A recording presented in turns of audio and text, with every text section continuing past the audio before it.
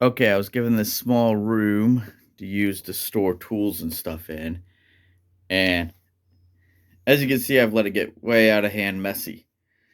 So I started cleaning up the other day. Believe it or not, it was worse than this. But my goals in the near future are to get this cabinet cleaned out and gotten rid of, and get the workbench cleaned off so I can start doing some videos showing people how to use different tools and stuff like that for those of you who don't know how. I'm going to start out with today's video going through this tool bag that contains basically the tools that every homeowner should use. And before we do that, I'm going to show you one other thing we need to get cleaned up. And when I say we need to get cleaned up, that's me, because if you're watching this, you're probably not going to help me clean it up. But this is a van that I bought, and it's full of stuff I own but rarely use. And this box is full of food storage, and I need to take care of all this stuff too once I get that workbench cleaned off. So let's go get the workbench cleaned off and then do a video on what tools every homeowner should own. It's kind of hard to get the whole tool bag and frame here, but these are the basic tools for like homeowners. I don't think you should go out and buy all these tools at once. Buy them slowly over time. And the reason I like this type of tool bag over toolboxes or other closed-top tool bags is, let's say you need a number 2 screwdriver. You can just look over here. Oh, look, a number 2 screwdriver. Grab it, do your screwing, put it right back where it belongs. You don't have to clean up at the end of the project, which for me is something I'm really bad at doing. Really bad at getting the tools put back away. So if I keep all the tools in here, I don't have that problem. I can clean up as I go. All right, let me tilt the camera up here. Sorry for the bad lighting. We're going to start, and I'll show you, quickly go through all these tools and show you what's in here. Just drop some of it. But screwdrivers, got a whole bunch of variety of screwdrivers here. And these little hook tools too are good for scraping, scratching, getting into things, maneuvering things around. I got all these green handled screwdrivers. I just dropped a screwdriver where it doesn't belong. Get it later. I got it Harbor Freight, and they came in a set like this. And I just grabbed the screwdrivers out of here that I need for this tool bag. I'll probably buy another one of these when I turn the van into the my tool room area. And it's hard to see, but they got these little tabs here so you can mount them on a wall. So I can mount it on the wall behind the workbench and have access to all the screwdrivers there. But back to the tool bag. All right. If you don't want to or can't afford or whatever to buy all these screwdrivers, you should start with this cool screwdriver here from Craftsman. I think I got it at Lowe's.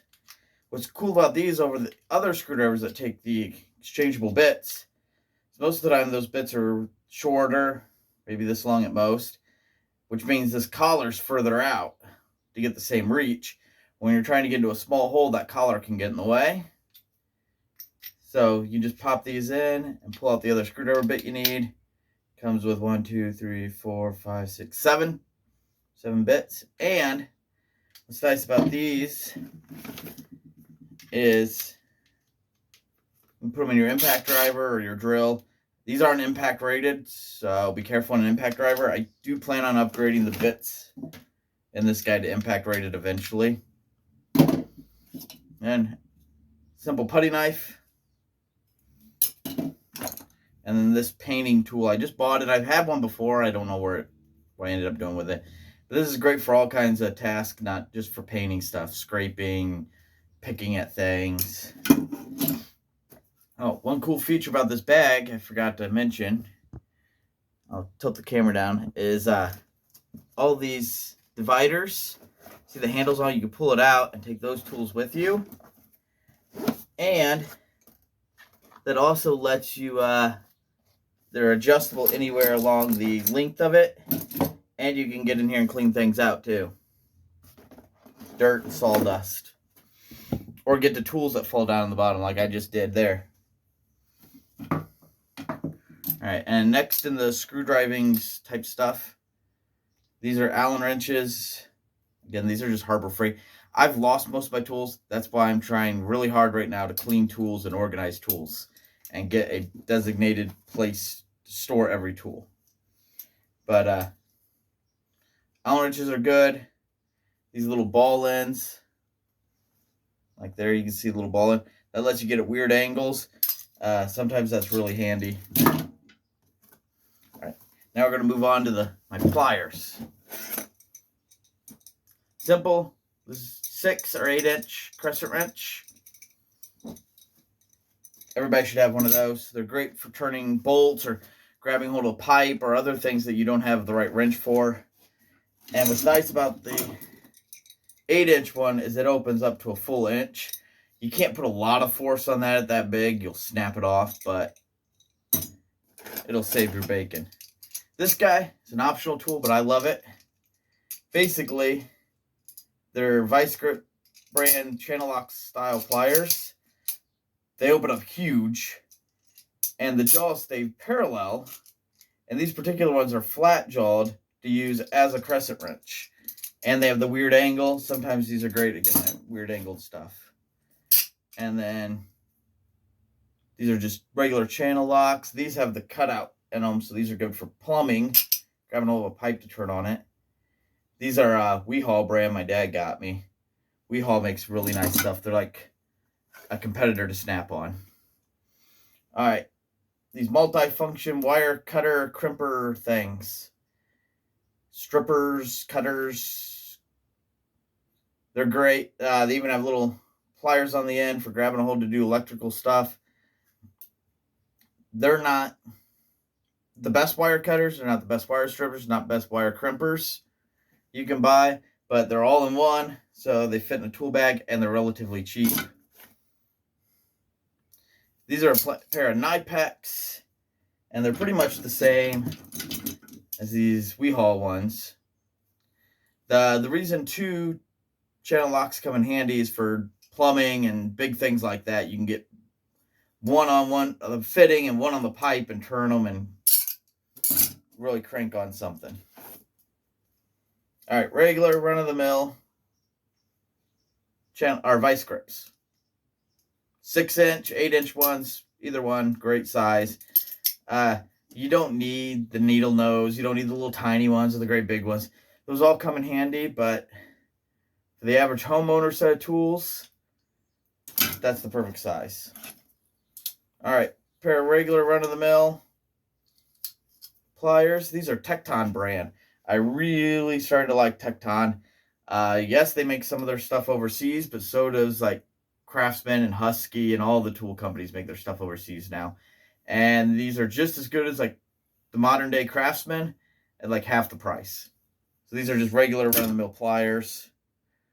A pair of needle nose pliers are always handy to have around to get into tiny areas. And then good pair of heavy duty diagonal cutters. These aren't just good for cutting like electrical wire, but you can cut like fence wire, things like that with it. If you have a plug kit in your truck, which we'll go over vehicle tools later, if you have a plug kit for plugging flat tires in your vehicle, these are really good at like grabbing hold of that nail and prying the nail out of the rubber. You can use them for all kinds of stuff like that.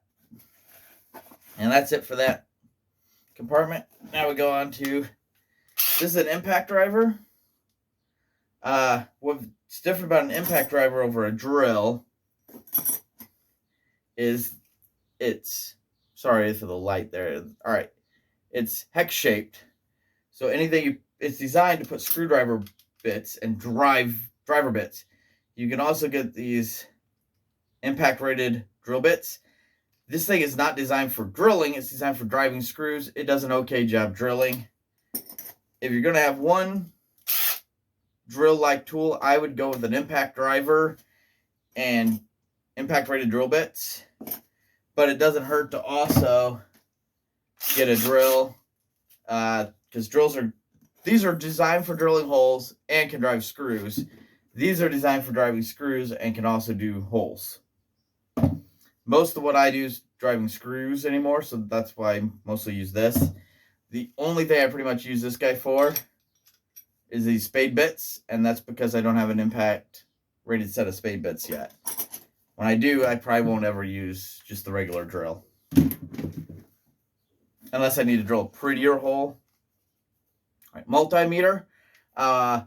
Good for doing all kinds of electrical testing. I'll probably do another video on how to use multimeters later. What's cool about this one is I got it cheap on sale, and it has Bluetooth, and it has an app, so you can hook this thing up somewhere, like hook it up to your car where you're testing something and sit inside the car and start it, and your phone will tell you what's on the display, and it can even save the data and stuff like that. But those are all nice to have features, and like I said, I'll do a later video on multimeters and how to use them and what they're for, because there's a lot of settings on there, and this video is already getting too long. All right, this is a fancy crayon. You can use it to mark on things that you can't mark on with a pen or pencil or Sharpie. This little doodad. Apparently, I reached the maximum recording time for my phone. There's probably a setting in the app I need to look for. But anyway, this little doodad, you push the button, and if it gets near AC electricity, it's supposed to beep. I don't know why it's not. I need to look at that. Good for testing all kinds of electrical stuff. One of the guys that live here just walked by. And that's it for everything I have in this one. Oh, usually I have this little saw shoved in this compartment too, because it's easy to get in and out. And what's cool about this saw, let me loosen the screw here. See, it's convenient having those screwdrivers where you can just grab them. But you can shove a hacksaw blade in here. And I get a little hacksaw blade on a handle for getting into tight areas. You can also put in sawzall blade, and now you got a little wood cutting saw. This isn't the ideal saw for cutting wood and stuff like that, but it's handy to have around and fits in the bag really well. Tighten that screw down so it doesn't get lost. All right, and this last compartment's like my catch-all area. This is a Mora. I love Mora knives. This is their chisel knife. So you can beat on it like a chisel, like beat on the end of it and cut things. You can also set it on stuff and beat on the back of the blade with a non-metal hammer and cut through things. And what's great about it is it's cheap. I think like 15 bucks. So if you beat it up too badly, you throw it away and buy another one. And if you're ever working on a ladder or climbing up stuff or anything like that, it gives you a chisel and a knife in one, so it's less tools to carry around. These little knives, they're great for cutting little tiny things. You can also use these knives for marking. Let's say you're cutting. Let me find something to use as an example real quick. All right, here. For some reason, I want to cut right where this tape measure is laying. So you can get in there with the knife and cut. It's a very thin line. Then you can go back and fill that thin line in with a pencil and make a more accurate mark. Those are dirt cheap. I also have a regular box cutter. And the reason I have this box cutter, when this knife does the same thing, is you don't have to sharpen this. You just take the blades out, throw them away. This is a staple gun that also does brads. And in the side of the bag here, I keep staples and brads for it. And what brads are, if you're not familiar, besides the guy I go to church with, that I'm friends with, he's a cool guy. Not that Brad, though. Little brad nails. And what they are is they're little teeny tiny finishing nails. And they're also great for holding things together as long as they're long enough so you can drive in bigger screws or bigger nails or whatever. And this does staples and brads. Little two-faced soft hammer. Good for beating on stuff that you don't want to damage. I mostly use this for working on guns, actually, but it comes in handy for other things. A little Irwin hammer that I let get rusty. I need to clean the rust off and clean the varnish off the handle. But little Irwin hammer. This is a 16 ouncer. You don't, for your average homeowner, do-it-yourselfer kind of tools, you don't need a big hammer with the waffle face. That's good for doing construction work, but not finer work. And you don't want a smaller hammer because that can't drive nails as hard. The 16-ounce smooth face is a good all-around hammer. And Irwin hammers have a steel handle that run all the way through them, and then either a rubber or, like this one, a stacked leather handle. And they're great. They're very durable, last a long time without having to worry about oiling the handle, especially if you get the rubber ones. Simple 3-in-1 oil. Also would be a good addition is the little WD-40 cans. This is a set of driver bits for the impact driver. It has these little guys that will drive nuts, different lengths and types of screwdrivers. This little guy will hold 1/4-inch sockets, and I also have one that does 3/8-inch drive sockets. A thin little pry bar. These are also called like beekeeping tools because they're really super thin, so beekeepers like them. They're also good for working and removing finish or getting in tight areas that you don't want to damage. This guy, good for pulling. This end's good for pulling nails, good for all kinds of general prying. And this is a cat's paw, specifically designed for prying and pulling nails. It's not good for much other prying than pulling nails. It really tears up wood. Used for demolition stuff mostly. Pipe wrench. Now, a pipe wrench is good for, of course, pipes, but it's also good, let's say you're changing the ball on your truck hitch. This thing can bite onto the neck of the ball. It can also open up really big. If you got a really big nut you got to turn, it's not ideal for that, but it can do the job. Also, I was using some old leftover lumber to help my aunt build her greenhouse, and one of the boards was really twisted. I could wedge the 2x4 in here, step on it, and straighten the twisted 2x4 out while I put the screws in the end, so I could put it in straight, and the screws hold it. So pipe wrenches are used for a lot more than just pipe. This is a little set, and the ratchet and one of the bits sockets is missing out of it that I need to find and put back in here. That, like I said, I disorganized the tools and I'm working on that. That's why I'm doing these videos here. But these are great, not only for the ratchet to use them as the tools, but like I said, I have that adapter in here that I can use these sockets in the impact driver. Which, like when we were working on that greenhouse, we had a lot of nuts to put it together. Oops. We had a lot of nuts to put together, and that impact driver came in handy for it. All right, this is a tubing pipe cutter. It'll cut all kinds of plastic tubing and PVC pipe and stuff like that.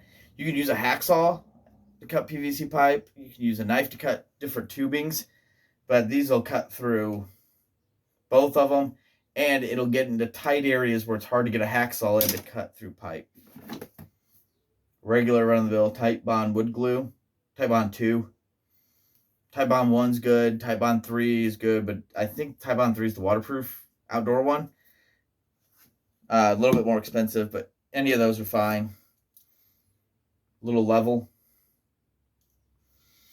The ones with the magnets on them are great, not necessary. If you can also get one that has the V groove in it, so if you run a string, you can set the level on the string. Those are nice to have. And it does level, it does plumb, which is straight up and down, and it also does 45 degrees. I've never used the 45 degree on a level. I don't know why it's there. I don't think anybody ever uses it. Then I have a whole slew, if I can get them out, of marking tools. These are the blades for that saw from back in there. So, pencil, one of these regular Sharpies, one of these really fine tip Sharpies, a pen, and also should be in here, and I don't know why it's not, is a silver Sharpie, because anything you can't write on with the black Sharpie, usually the silver Sharpie will write on it. So it's good to have both a black and a silver Sharpie. And then this, I don't use this hardly at all, but it's a little precision 6-inch ruler. It's good for measuring small stuff. And also one of the cool things it does, because it has this T thing, is you can actually use it to measure depth inside of something. So you want to measure exactly 1 inch down inside of this cup for whatever reason. You find the 1 inch mark. And then you can measure 1 inch down inside the cup and draw a line around the inside. Or you could measure and find, oh, I wonder how deep that lip is. You can measure how far deep that lip is. Not a very... Okay, I ran into that recording limit again. All right. 4. Right now there's only 3 on there. The other one's being used. But 4 of these little quick clamps. They're good. They're not the biggest clamp in the world, but they're good when you just need an extra hand to hold on to something real quick. It wouldn't hurt. And even though I just had it in my hand recently, I can't find it, to have a couple of bigger clamps handy. They're good for all kinds of stuff. And then strapped to the back of the tool bag. The tool bag has a place to carry level, a longer, like 2-foot level. What I strap there is a hacksaw. I'm notoriously bad at losing hacksaws. So I bought a decent hacksaw and I keep it strapped to the bag. That way it's harder to lose. Hacksaws are great for cutting metal, cutting plastics, all kinds of stuff you may need to cut. All right. Almost done. This is a little double-ended scraper. That end holds a razor blade. This end holds a little plastic razor blade thing. And you can buy these plastic razor blades too. And these are good for scraping against stuff you don't want to scratch. I used them to remove some stickers from my car last night. Band-Aids. I also have some butterfly bandages in here. So when I cut myself with a knife or something, I'm good to go. We already mentioned these. So impact rated drill bits. Butterfly bits for drilling bigger holes. And then something I didn't mention, here are some of these longer impact rated screwdriver bits that I have. These are double-ended. So if you're on a ladder and you wear one end out, you can just pull it out and flip it over to the other side. And also I have down in here, and I'm not very happy with them, and I'm going to be replacing them with different ones later, but these little Allen screwdriver bits of various size. And then I also have like a lighter. It's useful for melting shrink tube or anything like that. Little bits of sandpaper. I already showed you the staple of the brads. There's also staples in here for the staple gun.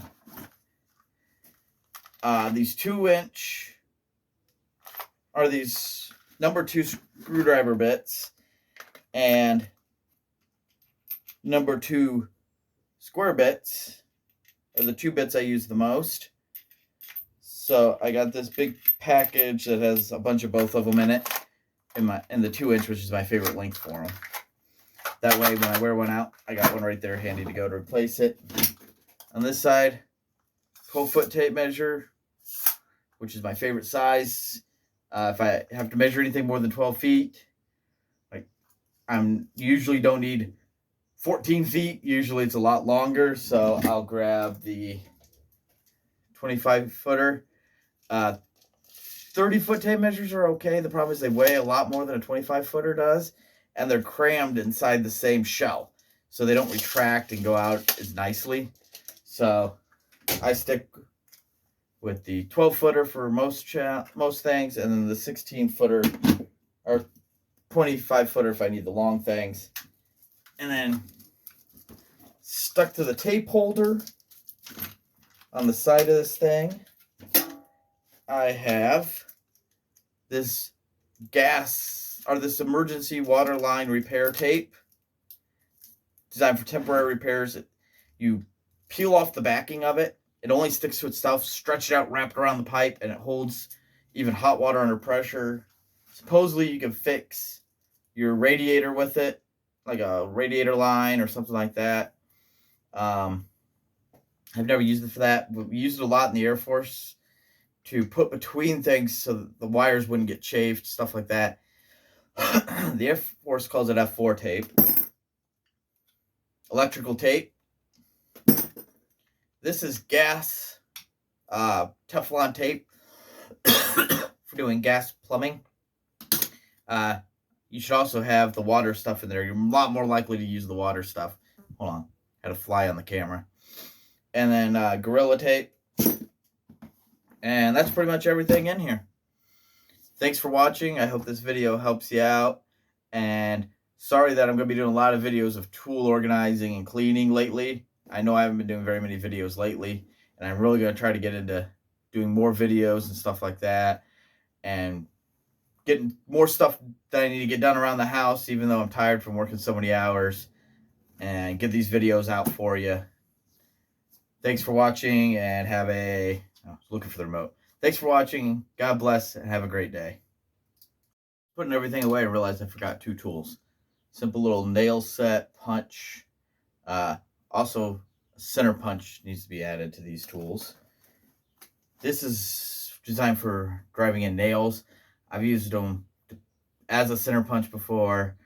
I've also used them to push out hinge pins and doors. And then this guy is an outlet tester. Has 3 different lights and then a little key that tells you what those lights mean when you plug it into an outlet. Great to have if you ever have to fix a light.